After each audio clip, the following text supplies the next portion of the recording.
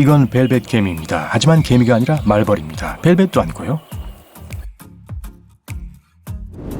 괜찮아요. 헛갈리는 건 다른 사람들도 마찬가지예요. 암컷은 날개가 없고 날 수도 없거든요. 그래서 개미라고 불리기 시작했을 거예요. 어쨌든 날개가 없다는 건 개미처럼 땅 위를 기어다닌다는 것을 의미합니다.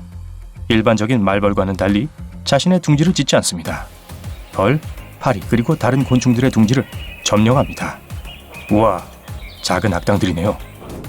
말벌 중 가장 강한 침을 가지고 있다면 누군가의 집을 빼앗는 것은 쉽습니다. 그리고 벨벳 개미의 외골격은 진짜 갑옷과 같아요. 이 두 가지 무기 덕분에 벨벳 개미의 포식자가 거의 없습니다. 만약 벨벳 개미에 쏘인다면 우선 아야 몇 시간 동안 아플 거예요. 둘째, 수컷은 쏠 수 없기 때문에 그게 암컷이라는 것을 알 수 있습니다. 모르는 것보단 낫죠. 그러니까 만약 이 기괴한 작은 벌레와 마주치거든 인사를 하고 천천히 물러나세요. 그리고 항상 신발을 신으세요. 암컷 벨벳 개미가 날지 못하는 거 기억하시죠? 대부분 누군가가 실수로 밟아서 쏘이는 경우가 많아요. 이 벌레를 보거든 밟지 마세요. 밟을 수 있을 정도로 여러분이 빠르다면 말이죠. 이 녀석들은 정말 빨라요. 비록 집 지네는 공포영화 속 괴물 같지만 악당이 아닙니다. 여러분의 집에 사는 해충을 먹고 삽니다. 파리, 나방, 바퀴벌레, 흰개미, 거미 모두 지네가 좋아하는 먹이들이에요. 그래요, 물면 독이 있어요. 하지만 이 독은 우리에게 해롭지 않습니다. 게다가 작은 입은 인간의 피부를 뚫지도 못해요. 여러분의 반려동물들도 완전히 안전해요. 만약 집 지네를 보거든 계속해서 집을 깨끗하고 곤충이 없는 상태로 유지하도록 그냥 두세요. 자, 그 사촌인 자이언트 지네를 마주친다면 도망가는 게 좋을 거예요. 이 이상하게 생긴 생물은 여러분의 팔뚝만큼 길 수 있어요. 그리고 이 사실을 알면 더 무서워질 거예요. 이 지네는 작은 곤충들뿐만 아니라 전갈, 타란툴라, 도마뱀, 생쥐 그리고 쥐를 잡아먹는답니다. 심지어 새, 박쥐, 뱀을 공격한 경우가 있다고 알려져 있습니다. 자이언트 지네의 독은 매우 강력합니다. 쉽게 먹이를 사냥할 수 있어요. 인간의 경우는 간단히 말하자면 죽진 않을 거예요. 재밌는 경험은 아니겠지만요. 마주치면 절대 만지지 마세요. 일본 장수말벌의 날개 길이는 매우 넓어서 때때로 참새벌이라고 불립니다. 그리고 침은 양봉복에 구멍을 낼 수 있을 만큼 충분히 길어요.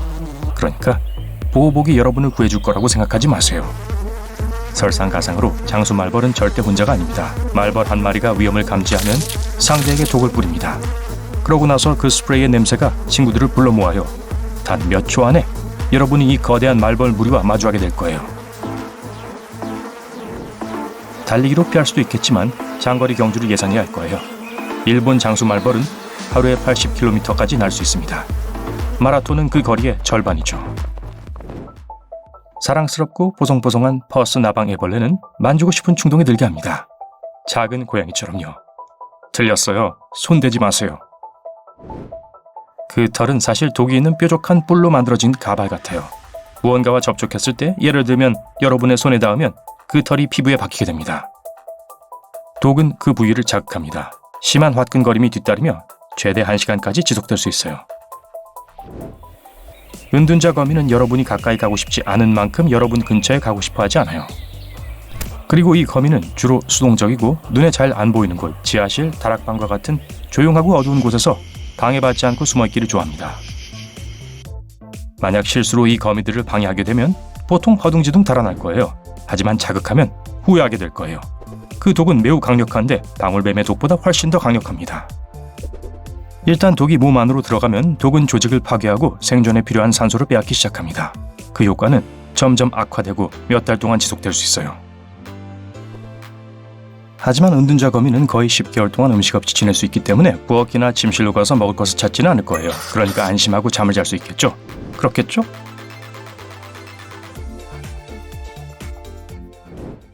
마리코파 수학개미는 세상에서 가장 독이 많은 개미 중 하나입니다.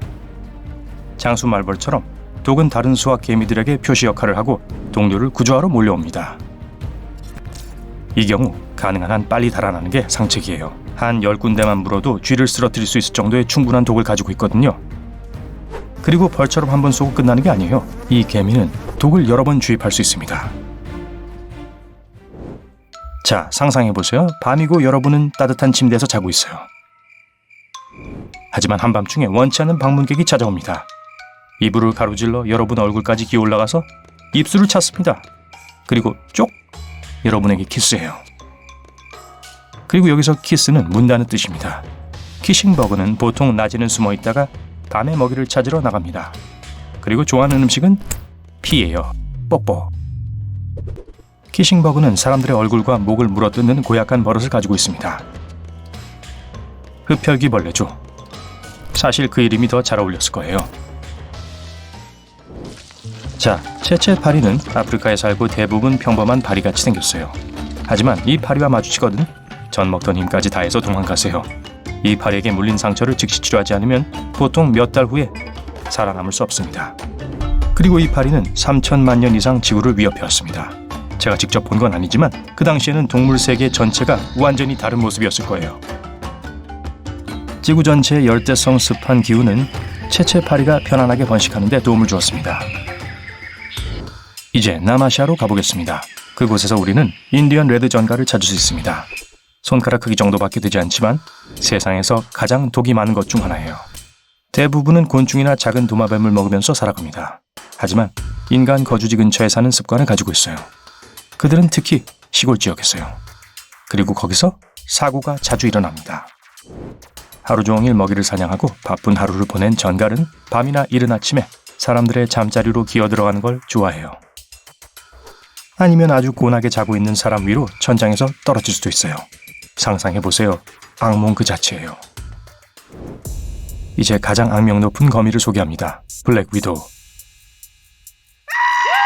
이 거미는 못 알아볼 수가 없어요. 배에는 상징적인 빨간 모래시계 무늬가 있어요. 손톱만한 이 작은 거미는 대단한 위력을 가지고 있어요. 독성이 매우 강합니다. 그리고 독은 여러분의 신경계를 공격하죠. 몇 시간 안에 근육 경련과 발작을 일으킬 수 있을 만큼 충분히 강력합니다. 좋은 소식은 덩치가 큰 우리 인간들은 대부분 생존할 수 있다는 점입니다. 이 작은 블랙 위도우의 거미줄은 놀랍게도 강합니다. 도마뱀이나 두꺼비를 쉽게 잡을 수 있어요. 그리고 블랙 위도우라는 이름을 얻게 된 이유는 짝을 잡아먹는 경향이 있기 때문입니다. 세계에서 가장 독성이 강한 거미의 타이틀은 시드니 깔때기 거미가 가지고 있어요. 박수. 네, 이제 됐어요. 이 이름은 거미줄 모양에서 유래되었습니다. 마치 토네이도를 위에서 내려다보고 있는 것처럼 보여요. 이 거미는 크고 위험하고 빠릅니다. 이 사악한 거미들은 먹이를 단단히 움켜쥐고 여러 번 물어뜯을 수 있어요. 만약 여러분의 피부가 표적이 된다면 1시간 안에 해독제를 투여해야 합니다. 하지만 무서운 벌레들이 다 큰 건 아니에요. 어떤 벌레들은 잔디 끝에 편안하게 앉아서 먹이가 지나갈 때까지 기다립니다. 오, 보세요. 다리예요. 이 괴물은 여러분 다리에 달라붙어 인간 주스박스로 만듭니다. 진드기는 작을지 모르지만 그래서 더 무서워요. 어디든 숨을 수 있거든요. 잔디, 덤불, 땅, 나뭇잎 어디든지요. 진드기가 몸에 기어다니는 것을 거의 느끼지 못하고 물려도 모를 거예요. 때때로 물린 사람은 심하게 병이 날 수도 있어요. 자, 세상에서 가장 위험한 곤충을 맞춰보실래요? 후보가 참 많아요. 독거미, 무자비한 개미, 악몽을 유발하는 진해까지요.